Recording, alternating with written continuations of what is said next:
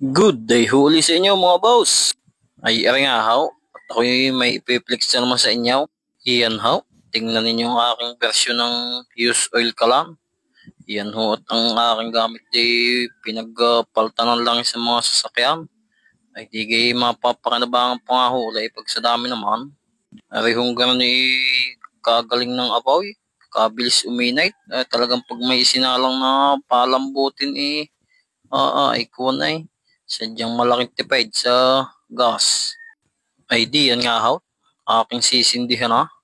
At yan huy pag malaki-laki na ang apoy at medyo mainit na ho ang chamber ay di bubuhayin na ho ang blower. At yan huy pag uminit pa ng uminit yan huy mamay kulay asul na. Ako nga pala ho din maglalabo ng manay. Kaya ari ho ang aking gagamitin at ari malaking tipid nga sa gas.